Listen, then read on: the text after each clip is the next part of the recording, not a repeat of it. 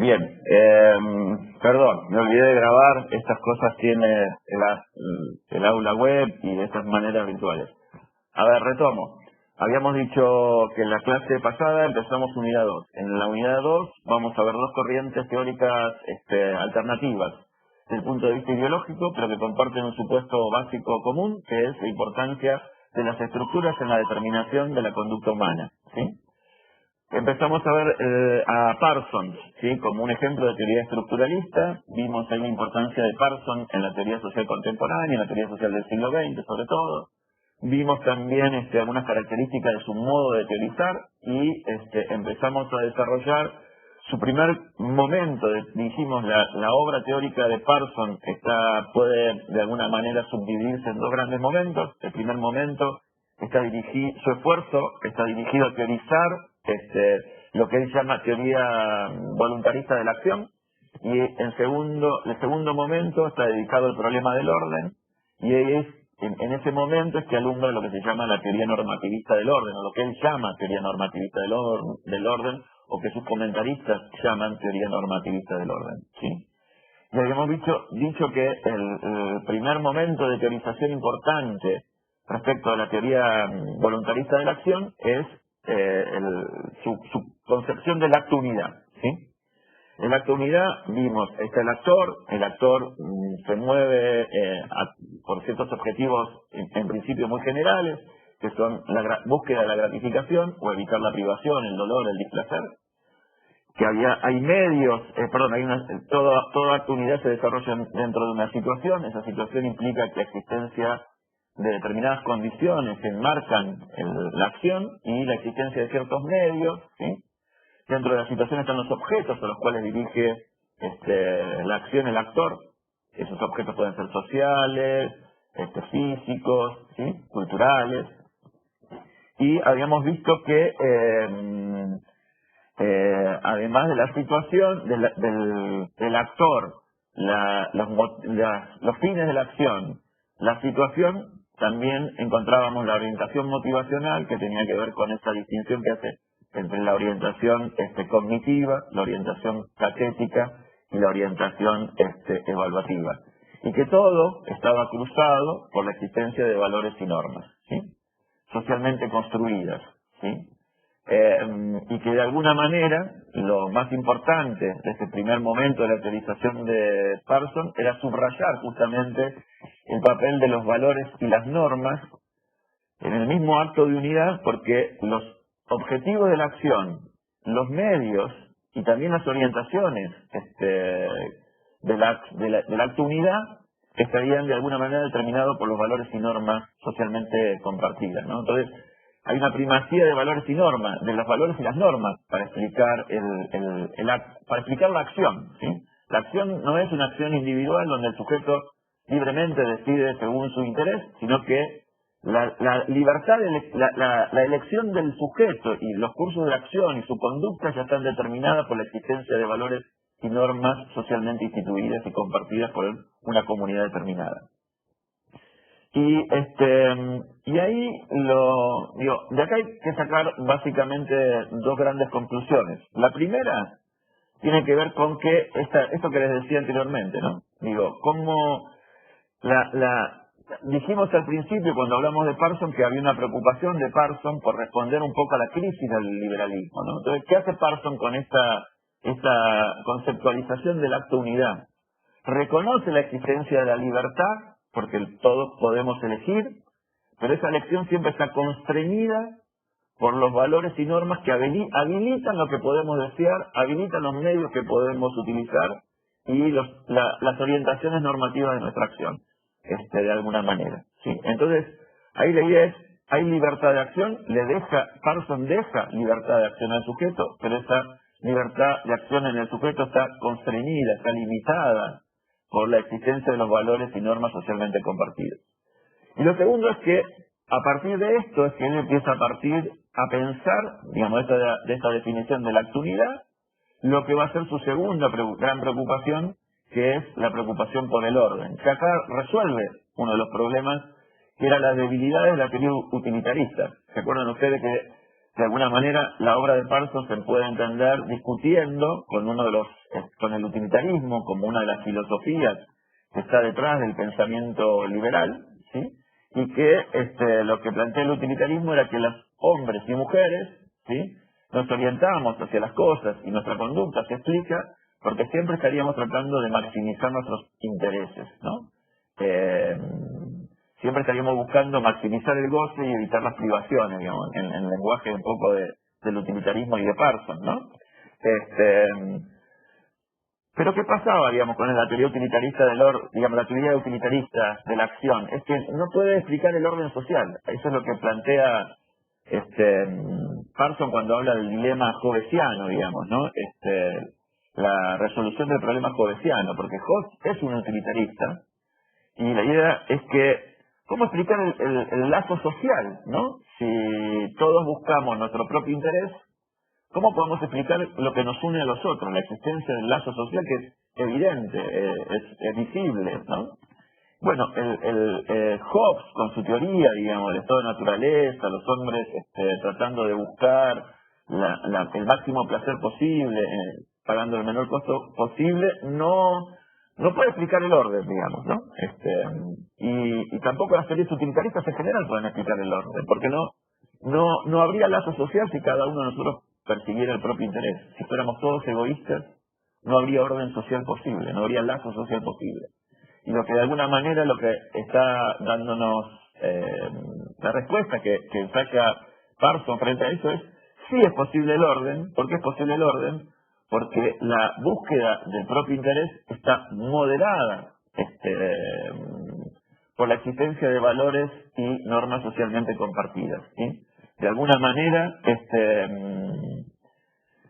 es posible que haya orden y lazo social porque compartimos expectativas respecto de cómo nos vamos a guiar frente a un acto determinado, cómo vamos a orientar nuestra conducta. Porque hay expectativas compartidas de cómo se va a comportar el otro frente a un acto mío, porque compartimos valores y normas, ¿sí?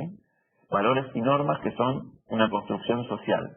Ahí aparece la primera idea de por qué ubicamos a Parsons como un autor estructuralista, porque el fundamento de la conducta individual se encuentra en última instancia en lo social, en los valores y normas socialmente compartidos. ¿Hasta ahí hay alguna pregunta? Les dejo para 2 minutos para que formulen alguna pregunta si tienen dudas respecto de esto primero que vimos, de lo que habíamos terminado de ver el otro día. Lo importante es, ¿qué tienen que rescatar de acá? Es cómo él trabaja el tema de la acción a través del acto unidad y cómo el acto unidad, la importancia que tienen los valores, cómo lo descompone, pero la importancia que tienen los valores y las normas, y cómo eso lo puede llevar a resolver el problema, digamos, a superar el utilitarismo y el problema hobbesiano del orden, diciendo, ¿es posible el lazo social? Porque compartimos, digamos, podemos compartir expectativas de cómo se va a comportar el otro, podemos presuponer cómo se va a comportar el otro y por lo tanto podemos establecer un intercambio, un lazo social, porque ambos compartimos valores y normas, ¿sí? ¿Se entendió eso? Pregunta. ¿Me están escuchando?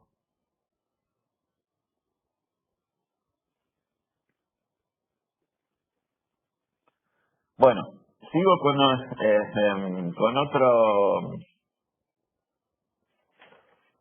otra parte de su teorización, digamos, importante. A ver, sigo con esta idea. Hay algunos comentaristas de la obra de Parsons que ven una ruptura entre la teoría voluntarista de la acción y la teoría normativista del orden. Yo lo que les proponía era que me parecía que más que ver una ruptura, lo que había que ver era una gran continuidad, ¿no? Hay una continuidad en el modo de teorizar, hay una continuidad en los énfasis puestos en la explicación de lo social.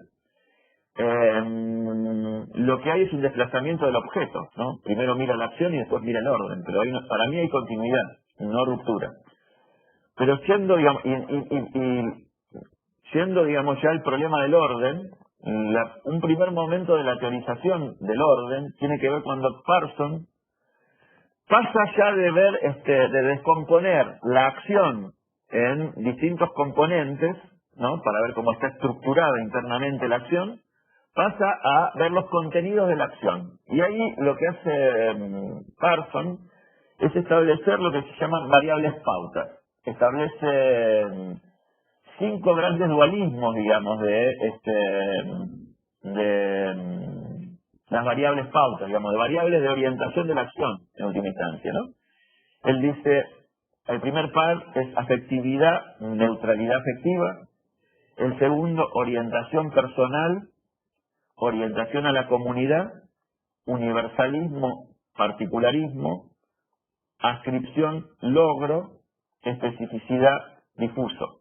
A ver, la idea es, vuelvo a repetir esto, que hizo cuando describía la acto unidad es describir los contenidos, los elementos que constituyen el acto unidad, pero no hablaba, hablaba de los elementos que lo componen, pero no del contenido material, sino de cómo estaba compuesta.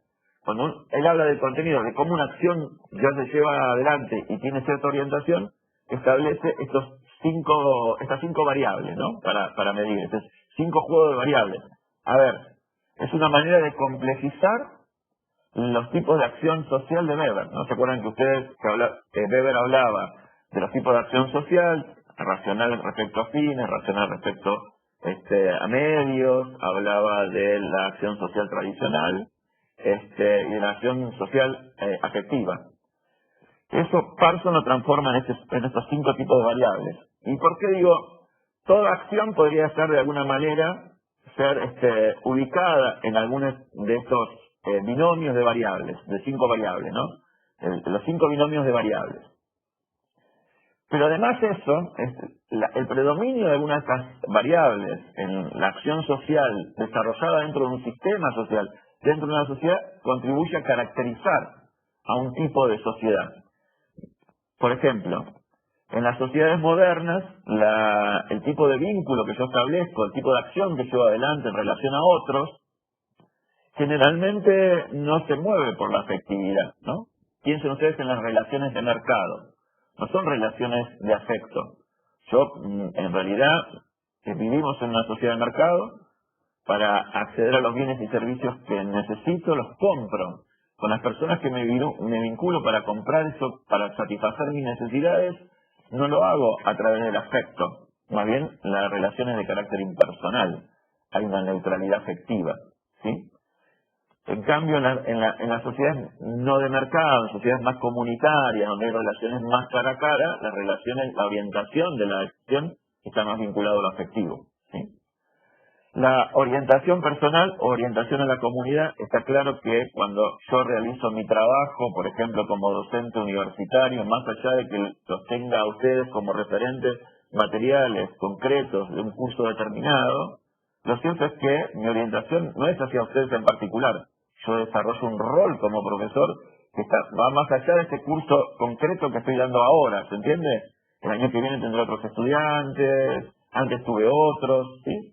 Entonces la orientación hacia mi trabajo no es hacia personas específicas, sino hacia una comunidad general. Lo mismo con el universalismo particularismo, ¿no? Nuestra manera de vincularnos a través del desarrollo de nuestros roles no es tanto el establecimiento de un vínculo particular, sobre todo en algunos ámbitos fuera de la familia, sino que nos vinculamos a los otros a través de reglas de carácter universal, ¿sí?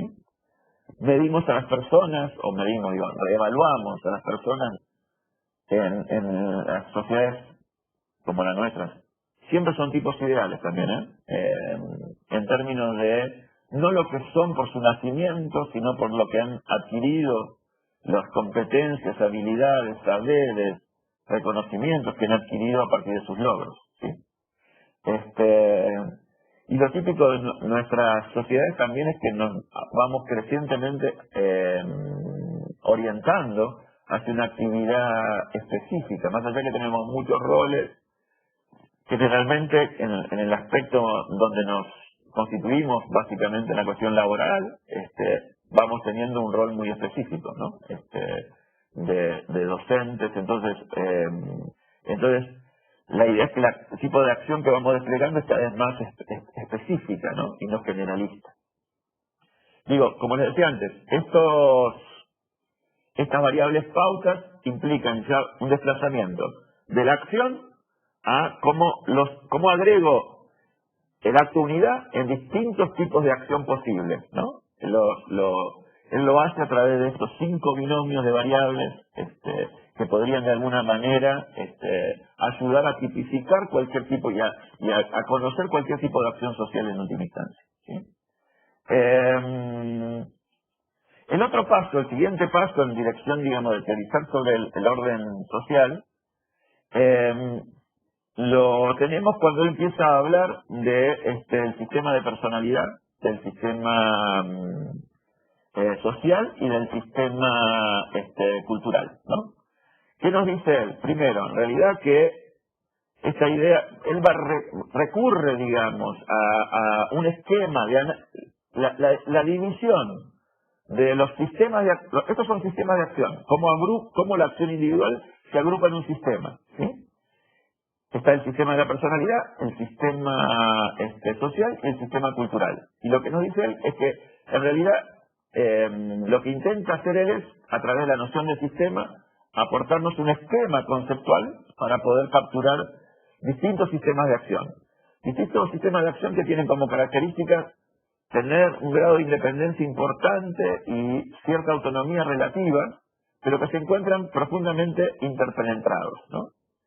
El sistema de la personalidad está compuesta por la persona en términos biológicos, pero también por lo que tiene, por la internalización de los valores y normas, ¿no? Están socialmente construidos, pero la persona los internaliza. Ustedes pudieron ver algo de ese proceso de internalización de valores y normas a través de la noción de socialización que Parson trabaja en el texto que tuvieron para leer en los prácticos, ¿no?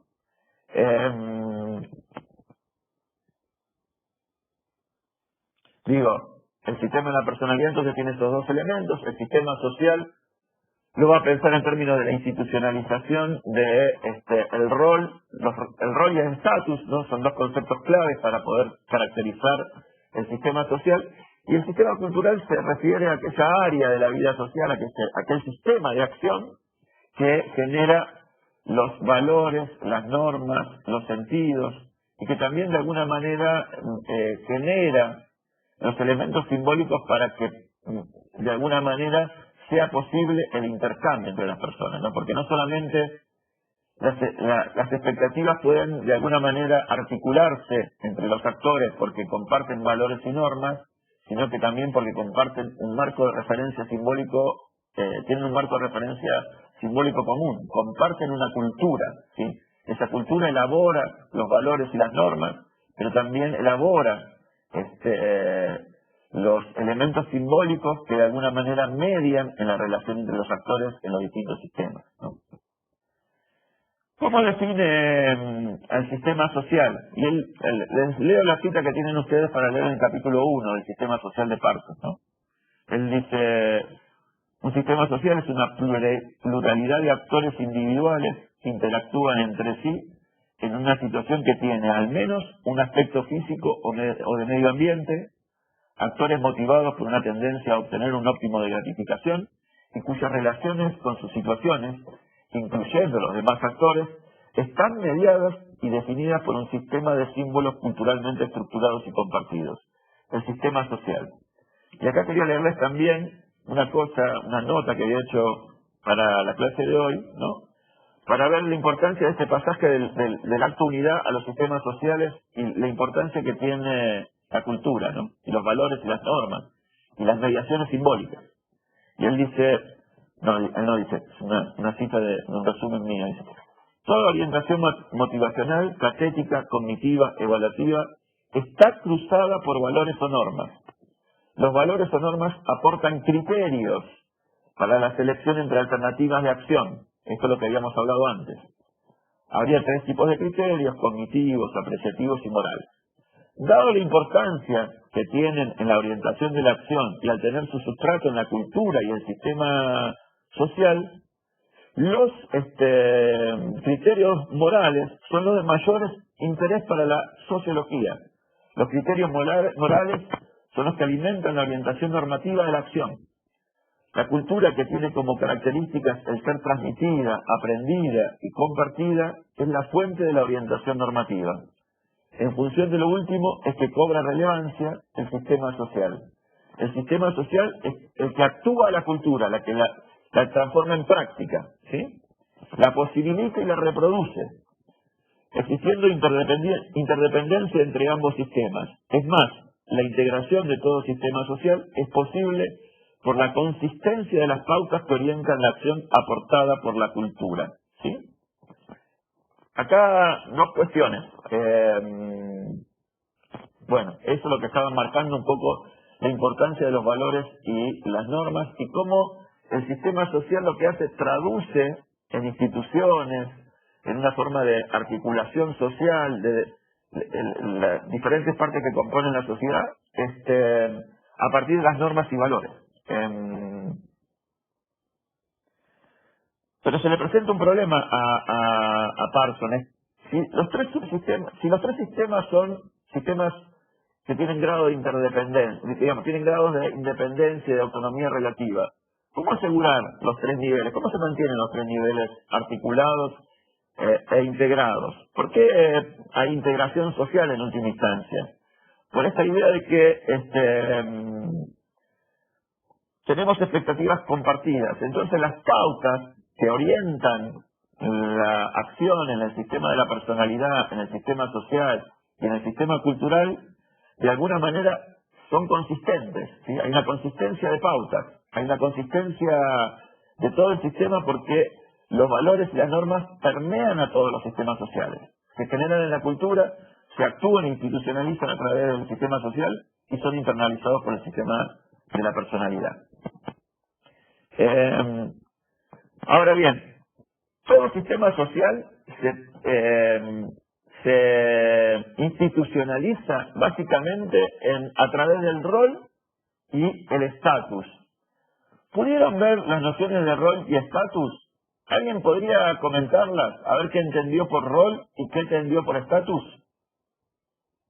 ¿A qué refieren las nociones de estatus y de rol? ¿Alguien podría decir algo?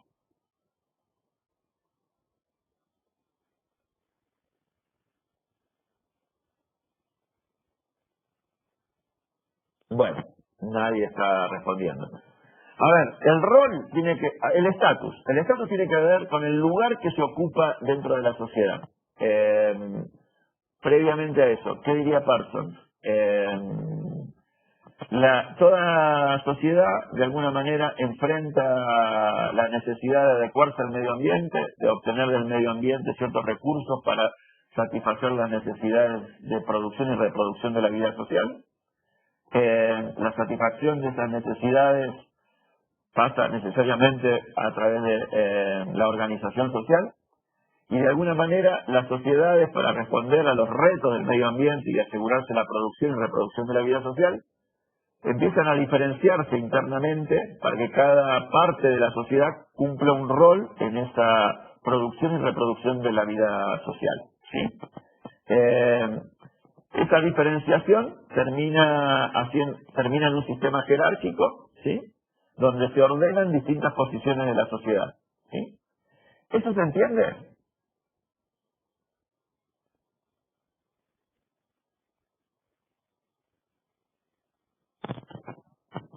¿Se entiende eso? Bueno, sigo. Entonces, toda estructura social implica la existencia de una diferenciación jerárquica, ¿no?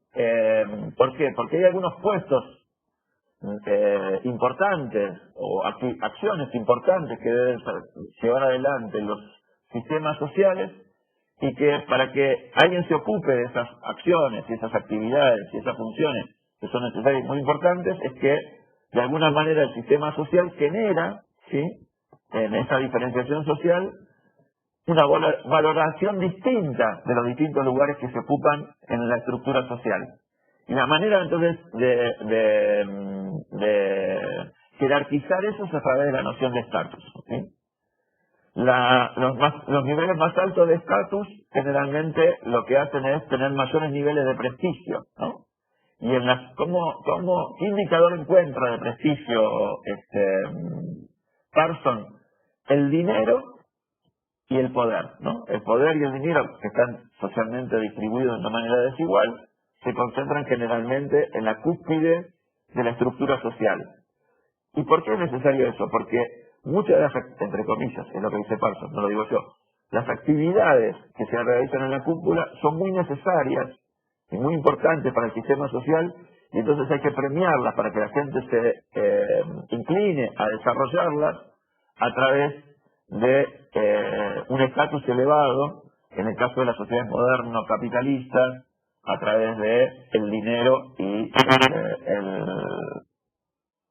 el poder, ¿no?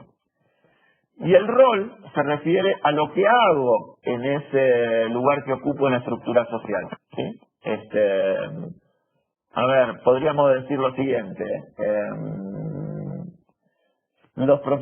Hay que, de alguna manera, formar a los recursos humanos de una sociedad.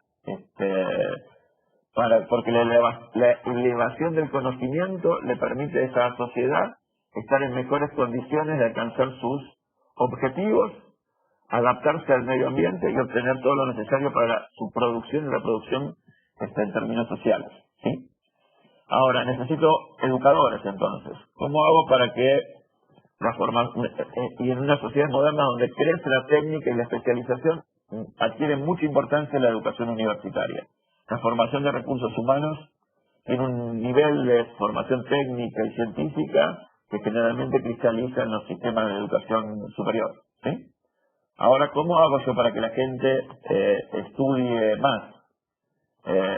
Primero, para que enseñen.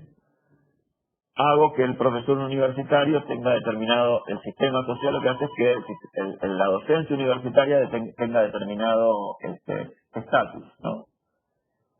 Cierto nivel de reconocimiento, cierto prestigio. No hay mucho dinero, pero cierto prestigio, ¿no? Tal vez. Y la idea es entonces que de alguna manera se selecciona el personal que va a ubicar aquel lugar porque se le asigna a ese lugar de la docencia universitaria un estatus alto dentro de la sociedad. Y lo mismo pasa con el estudio, digamos, ¿por qué la gente estudiaría una carrera universitaria? Porque es una vía de alcanzar mayores niveles de estatus, mayores niveles de prestigio y dinero, en última instancia, ¿sí? Y el rol. Como el rol tiene que ver con el papel que cumplo, ¿no? De alguna manera, digamos, estábamos hablando de la docencia universitaria, el prestigio, el estatus, orienta la selección del personal, de los profesores universitarios,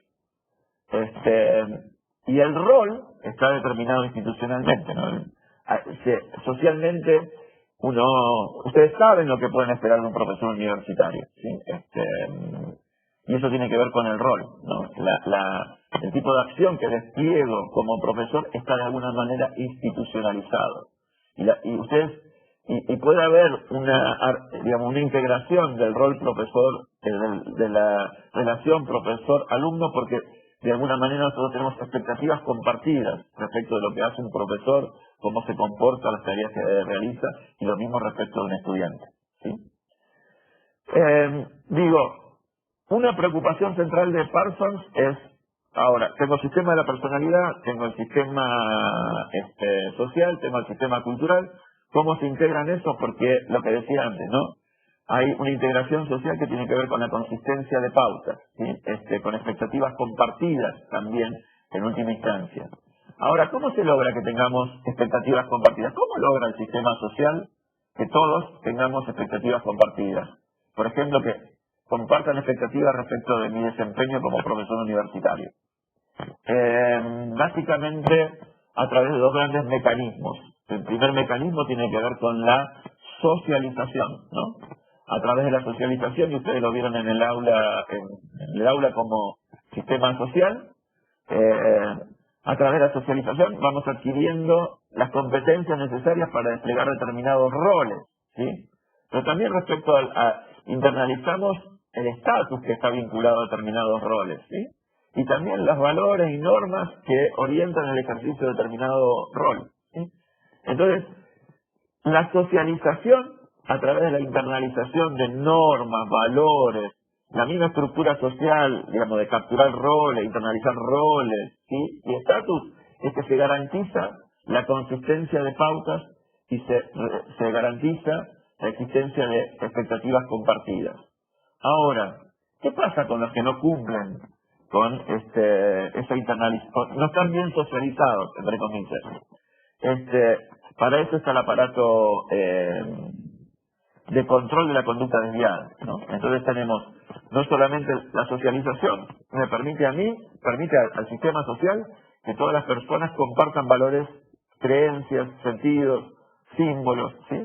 Lo que permite es la integración de expectativas en el comportamiento, en la interacción, ¿sí? Y permite esa consistencia entre el sistema de la personalidad, el sistema social y el sistema cultural. Pero si la socialización falla y hay algunos individuos que todavía tienen comportamientos desviados respecto a las normas y valores socialmente establecidos, para ellos hay un sistema de control, ¿no? De la conducta desviada, lo que sería el sistema penal, el sistema punitivo del Estado.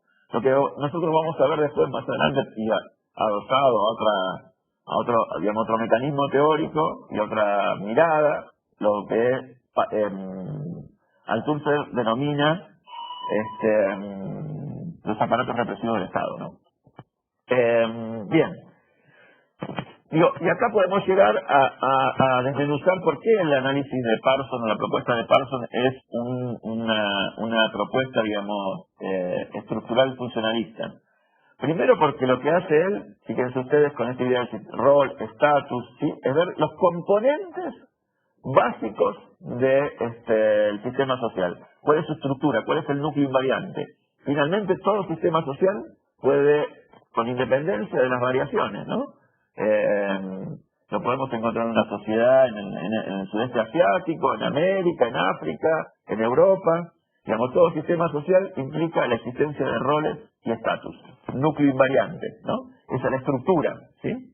Y una estructura que tiene determinados modos de funcionamiento, que liga de determinadas maneras a los elementos que la componen, ¿sí?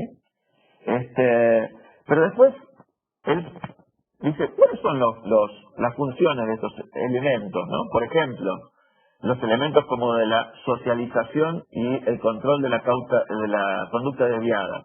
Bueno, lo que aseguran es la integración social, ¿no? Socializando a las personas en los valores y normas que rigen una sociedad, pero también haciendo que la conducta desviada sea de alguna manera sancionada, ¿no? Que exista un grado de control coactivo de aquel que se aparta de los valores y normas socialmente compartidos. Y ahí voy a agregar una cosa más, que lo vamos a retomar en el último punto, que es que él, al pensar en términos funcionales, ¿sí? Su preocupación termina descansando en el equilibrio, ¿no? ¿Qué asegura el equilibrio de lo social, el equilibrio del sistema social en última instancia? El buen funcionamiento de los mecanismos de integración social, ¿no? Y de control de la conducta desviada en algún punto. Entonces, cuando uno empieza a preguntarse por la función, todo aquello que no encaja dentro de lo que sea integración social es visto como disfuncional, ¿no? Y de ahí que la teoría social parsoniana tenga un altísimo nivel conservador, porque no puede capturar el cambio social o el antagonismo, ¿no? O la existencia de intereses contradictorios. Eso no lo puede captar la teoría parsoniana, porque lo que ve al conflicto como una disfuncionalidad en última instancia, ¿no? Y por eso muchos comentaristas de la obra de Parsons, sobre todo los comentaristas en la década de los 70, denunciaban a la teoría parsoniana por ser ampliamente conservadora. Unas dos cositas más y termino. Él termina, digamos, en esta, a ver, si vemos el recorrido que hicimos, partimos de acto unidad, seguimos un segundo momento donde pasa de la teoría de la acción al orden por distintas estaciones. Acto unidad, variables pautas, sistema de la personalidad, sistema social, sistema cultural. Y lo último que él plantea es pensar, digamos, nos propone una teoría, un ejercicio, digamos, de conceptualización y de teorización del sistema social como un sistema compuesto por 4 grandes subsistemas interrelacionados, que son el sistema de adaptación, a través del cual, digamos, lo que se llama la economía, ¿no? Perdón, una parte todo el sistema social está dentro de un medio ambiente. Lo que hace el medio ambiente es adaptarse lo que hace el sistema social es adaptarse a las condiciones medioambientales y extraer del medio ambiente todo lo que necesita para producirse y reproducirse como tal. Hay 4 subsistemas. Uno es la economía. La economía lo que provee es, de alguna manera, los medios necesarios para poder resolver las necesidades que tiene el sistema social. Después tenemos lo que llama el subsistema orientado a alcanzar metas, y para él ese subsistema lo podríamos definir como la política, ¿no? La política es la que permite la organización, la administración de los recursos, para poder cumplir las metas que de alguna manera lleva adelante de manera práctica el sistema económico, ¿sí? Y después necesitamos hay un subsistema cultural que es que provee los elementos culturales como las normas y valores que aseguran la integración social, los patrones de conducta, digamos, en general, los valores y normas que deberían orientar la conducta de la persona. Y después tenemos un subsistema que es la comunidad societal, las instituciones sociales, que de alguna manera lo que hacen es socializar a las personas en esos valores y normas, asegurando la integración social. Digo, volviendo, ¿no? Entonces, uno puede ver el desplazamiento en Parsons de la preocupación por la acción a la preocupación por el orden a través de los 4 grandes momentos de su teorización. Acto unidad, variables pausas, sistema de la personalidad, sistema social, sistema cultural, y ese último propuesta teórica de pensar el sistema social compuesto por, además de los roles y estatus, es como un nivel mayor de abstracción, pensar cómo esos roles y estatus se organizan en 4 grandes subsistemas: el económico, el político, el cultural y el societal, ¿sí? O de la comunidad, en última instancia. Una última comentario sobre la teoría parsoniana, cómo ha sido evaluada la teoría parsoniana. Y ahí vuelvo, digamos, algunos críticos, y podríamos pensar que esas críticas tienen que ver básicamente, si quieren ustedes, con podemos agruparlas en 2 grandes orientaciones en última instancia. Hay una orientación a criticar los contenidos más teóricos y epistemológicos, o el modo de teorizar de Parsons, ¿no? Se le critica su altísimo nivel de abstracción y generalidad, imposibilidad a veces de volcar todo ese andamiaje y esa superestructura conceptual, ese esquema conceptual tan rico, tan abigarrado, volcarlo al análisis concreto resulta muy difícil, y aparte que él no da demasiados ejemplos cuando está de alguna manera haciendo ese ejercicio de conceptualizar la acción y el orden. Y el otro elemento que tiene que ver con esta idea de pensar en términos sistémicos, ¿no? Que es muy vinculado a cuando él desplaza su preocupación por la acción al orden, es la ahistoricidad, ¿no?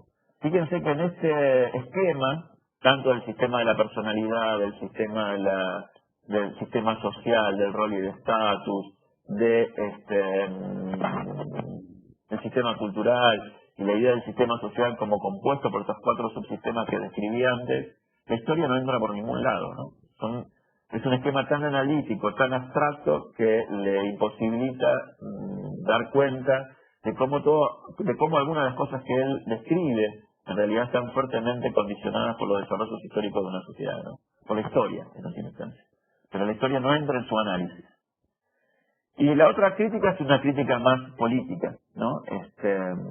Como la idea es de su modelo de teorización, de su modelo teórico, tiene necesariamente consecuencias conservadoras, porque se preocupa mucho más por la integración y el equilibrio social que por el cambio y por el conflicto social. Su aparato teórico conceptual no puede nunca capturar el conflicto y el antagonismo, por ejemplo, ¿sí?